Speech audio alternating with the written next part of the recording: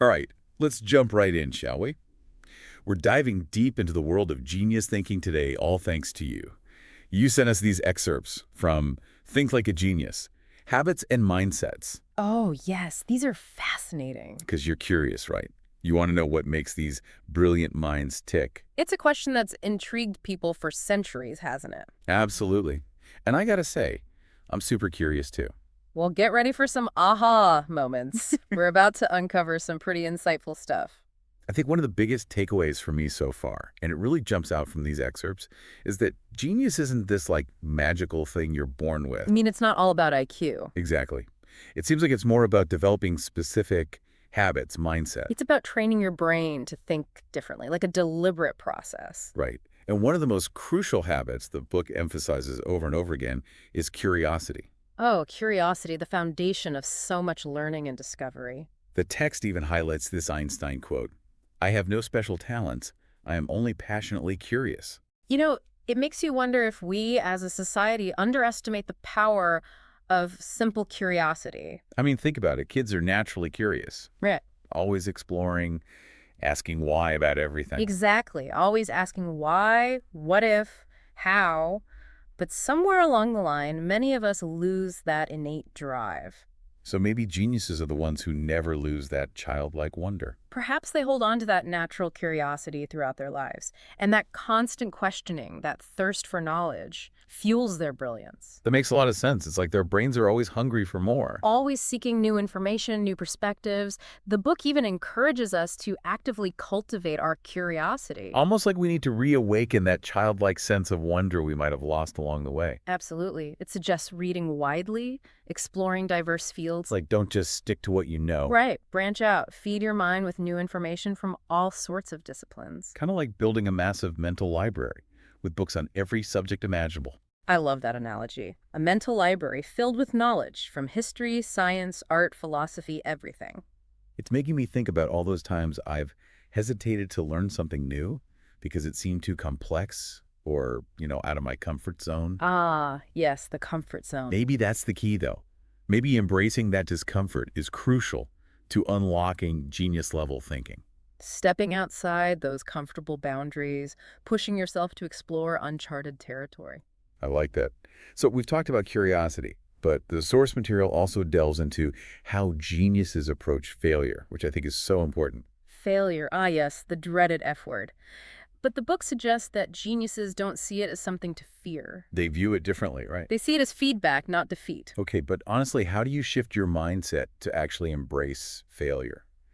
Because it's easy to say that, but in reality, it can be really hard, right? It's definitely a skill that takes practice, a conscious effort to reframe your perspective. The book gives the example of Thomas Edison and his relentless pursuit of the light bulb. Oh, yeah. Didn't he have, like, thousands of failed attempts? He famously said, "I have not failed. I've just found 10,000 ways that won't work." Right, right. But I've always wondered, wasn't Edison just kind of trying things randomly? Like, some of those attempts had to be just plain wrong, right? Well, I think the key difference is that Edison meticulously documented his failures. He analyzed why each attempt didn't work, extracting valuable insights from every setback. So it's not just about failing, it's about failing intelligently. Precisely. Geniuses don't just blindly try things, they experiment with a purpose, learn from their mistakes, and refine their approach based on the feedback they receive. So it's more about transforming those setbacks into stepping stones. Exactly. Yeah. Using those failures to pave the path toward ultimate success. That's such a great perspective shift. Yeah. Okay, so we talked about curiosity, failure. Now this next one is fascinating to me. The power of analogical thinking. Oh, analogies, yes. The book highlights how individuals like Da Vinci and Einstein used them to solve complex problems. Da Vinci studying birds to design flying machines. It seems so obvious now, but back then, that must have been revolutionary. Absolutely. And Einstein's thought experiment of writing a beam of light, which was instrumental in his understanding of relativity. Analogical thinking encourages us to find parallels between seemingly unrelated fields. So it's about drawing inspiration from unexpected places, making those connections that others might miss. Precisely. Revealing hidden patterns, sparking innovative solutions by looking at things from a fresh perspective. But how do we, as non-geniuses, train our brains to think in analogies? I mean, is that something you can actually practice? It definitely is. One approach is to consciously expose yourself to diverse fields and experiences. So kind of like what we talked about earlier with building that mental library. Exactly. The more diverse your mental library, the more connections your brain can make. So the next time we're stuck on a problem, we should ask ourselves, where have I seen something similar before? How does nature solve this? Exactly. You might be surprised by the insights that emerge. Hmm. And speaking of challenges, let's talk about focus, or rather, the lack of it in our hyperconnected world. Oh yeah, staying focused is tough these days. But the excerpts really emphasize the incredible concentration of geniuses like Newton and Tesla. It's true, deep work is becoming increasingly challenging in our modern world, but the source material suggests it's absolutely crucial for achieving breakthroughs. Makes sense. If you're constantly distracted, you can't get into that deep thinking zone. Right. It even mentions the concept of flow state, a state of deep immersion where creativity and productivity soar. Flow state, I've heard of that. It's like being in the zone, right? Everything just clicks. Precisely. Imagine being so engrossed in your work that you lose track of time, effortlessly generating ideas, making connections. That sounds amazing. But with all the notifications, emails, and social media updates bombarding us constantly, how can we even begin to cultivate that level of focus? It takes a conscious effort, a commitment to carving out dedicated time for deep work. So like scheduling blocks of time where you just disconnect from everything else. Exactly. Find a quiet space, put your phone on silent, close any unnecessary tabs on your computer. I'm definitely guilty of having a million tabs open, even when I'm trying to focus. We're all bombarded with distractions these days. But the more you practice creating those pockets of uninterrupted focus, the easier it becomes to enter that flow state. I'll have to try that. Now, another key theme that emerged from the text is the importance of lifelong learning. Ah, yes, the never-ending pursuit of knowledge, a hallmark of true genius. The excerpts even talk about Richard Feynman's unique technique for learning and understanding complex concepts. Feynman, brilliant physicist, brilliant mind. His approach to learning is fascinating. Didn't he believe that if you couldn't explain something simply, you didn't really understand it? Exactly. He would break down complex ideas into simple terms as if you were explaining them to a child. This process forced him to identify any gaps in his own understanding. Wow, that's a brilliant strategy. Most of us just focus on acquiring knowledge. But true understanding involves being able to articulate that knowledge to teach it to someone else. Makes you wonder if we're really seeking deep understanding or just trying to check boxes and move on. It's an important question to consider, isn't it? Geniuses seem to approach learning with this beginner's mindset. Always questioning, seeking deeper meaning. They're not afraid to admit what they don't know. In fact, they embrace it. So it's about being open to new information, new perspectives, even if it challenges what you thought you knew. Exactly. And this leads us to the final point for this part of our deep dive, creative and divergent thinking. Oh yes, the book highlights Steve Jobs as a prime example. He was obviously brilliant with technology, but he was also deeply interested in calligraphy, music, philosophy. Jobs' diverse interests perfectly illustrate the power of divergent thinking. So it's about thinking outside the box, right? Yeah. Not being afraid to explore unconventional paths. Precisely. Divergent thinking involves generating multiple ideas, challenging the status quo. So instead of just accepting things at face value, you're constantly asking, what if? Exploring alternative possibilities. Exactly. Pushing the boundaries of what's possible, embracing a mindset of curiosity, open-mindedness, a willingness to embrace the unknown. It's like viewing the world as this huge playground of ideas, just waiting to be explored. Welcome back to our deep dive into genius thinking. We've been exploring these habits and mindsets that seem to set brilliant minds apart, and it's been really thought-provoking. Absolutely. And today, I think it's time to shift gears a bit and focus on the practical side of things. Okay, so less theory, more application. Exactly. We've talked a lot about the concepts, but now the question is, how can we actually implement these principles in our everyday lives? Because, let's be real, it's one thing to understand the theory, but actually putting it into practice is a whole other challenge, right? It is. But that's where the real magic happens, I think. So where should we start? Well, we talked a lot about curiosity being like the foundation of genius thinking. Oh, absolutely. Curiosity, the driving force behind so much innovation and discovery. Right. So let's start there. How can we actually strengthen that curiosity muscle, so to speak? What are some practical steps we can take? Well, the excerpts recommend actively seeking out new information and experiences. Instead of just passively consuming the same type of content, challenge yourself to explore unfamiliar territories. Pick up a book on a subject you know nothing about, attend a lecture outside your field, or even strike up a conversation with someone with completely different viewpoints. So it's about pushing yourself beyond your comfort zone. Exactly. And don't be afraid to ask questions, even if they seem basic or naive. Right. I think sometimes we're so worried about appearing knowledgeable that we hesitate to ask those stupid questions. But those questions are often the most insightful, you know? Remember, geniuses are driven by this insatiable thirst for knowledge. They understand that true learning involves admitting what you don't know. It's like embracing that beginner's mindset. Precisely. Okay, so we've talked about curiosity, but now, how about failure? Oh boy. Yeah, failure. We talked about how geniuses view it differently, as feedback rather than defeat. But honestly, that's easier said than done, right? It definitely takes practice. It's a conscious shift in perspective, but it's a crucial one. Because it's so easy to get discouraged when things don't go as planned. Absolutely. But one practical tip that the book suggests is to create a failure log. A failure log. Yes. Whenever you experience a setback, take some time to reflect on what happened.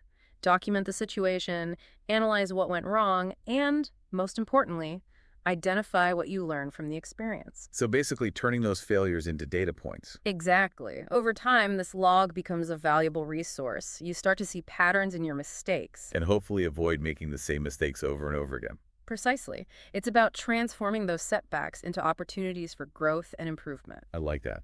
Turning failures into stepping stones. Yeah. So what else? What other genius habits can we cultivate? Well, we talked about analogical thinking, right? How individuals like Da Vinci drew inspiration from seemingly unrelated fields to spark innovation. Yeah, Da Vinci's flying machines inspired by birds. It's amazing how he connected those dots. Exactly. But how can we, in our everyday lives, train ourselves to think in analogies? Well, there are actually some techniques that can help. Like what? One effective technique is called the scamper method. Scamper. Yes. It stands for substitute, combine, adapt, modify, put to another use, eliminate, and reverse. Okay, I'm going to need you to break that down for me. Of course. So let's say you're facing a problem or a challenge.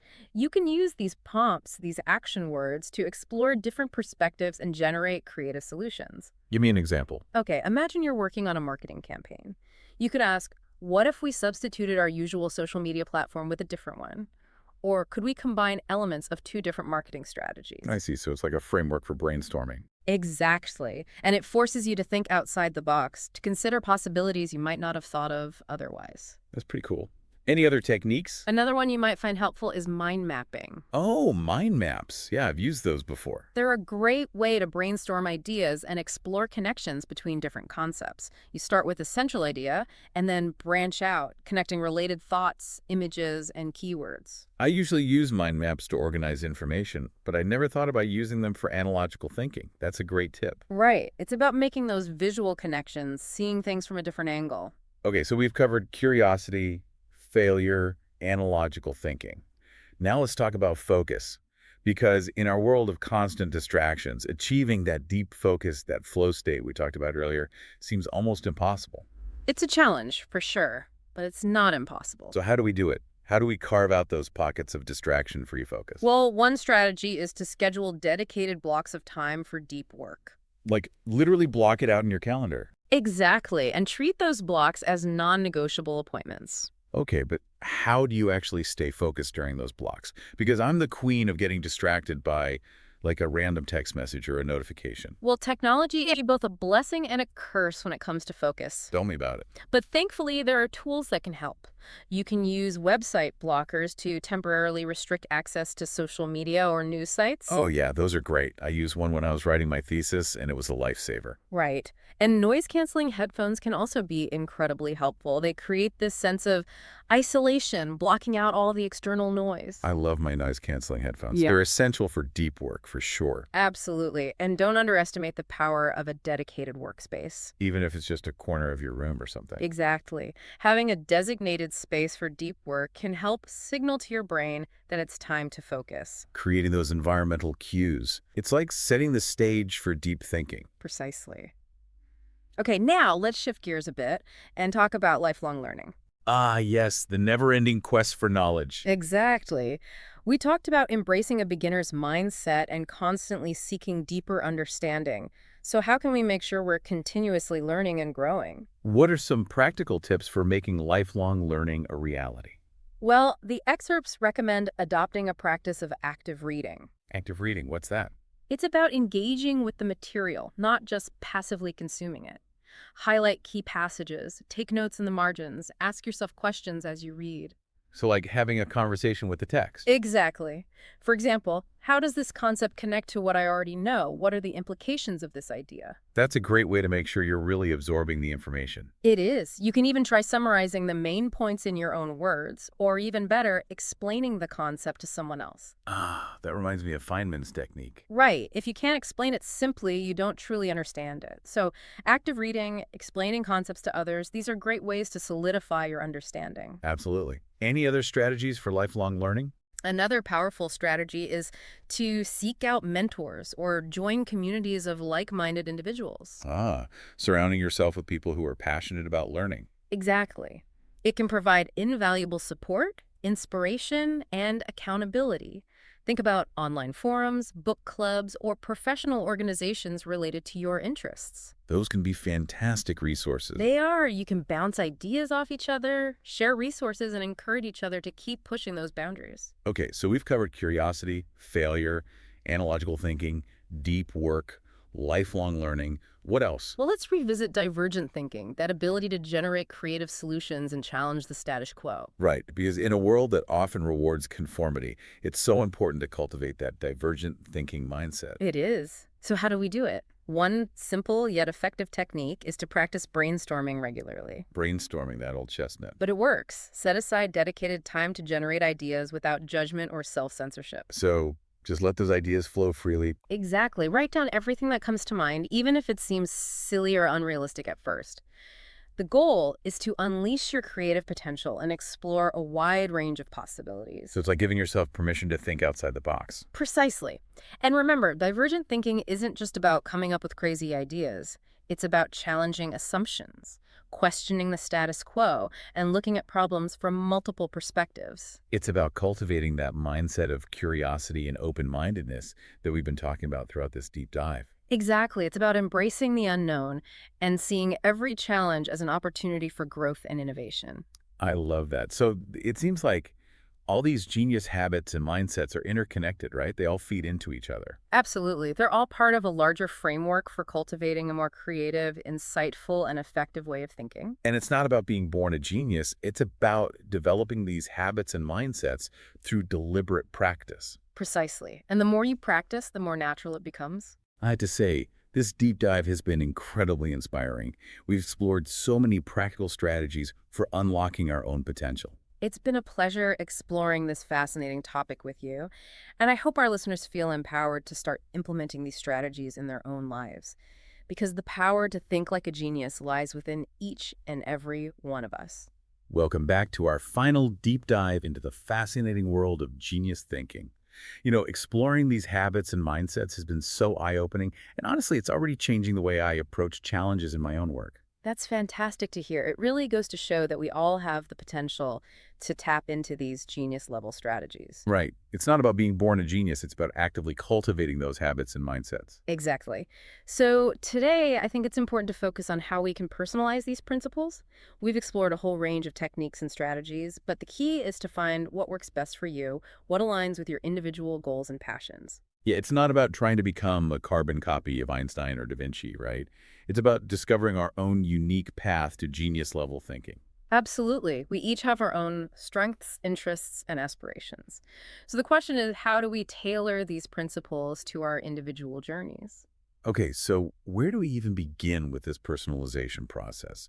How do we figure out what works best for us? Well, I think a great starting point is to identify your areas of passion and interest. What are you genuinely curious about? What problems or challenges really ignite your desire to learn and explore? So it's about tapping into those things that naturally motivate and excite us. Exactly. Once you have a clearer understanding of what truly drives you, you can start tailoring those techniques we've discussed to those areas. So it's like creating a customized roadmap for your genius journey. I love that analogy. A personalized roadmap guiding you towards those areas where you have the potential to make a real impact.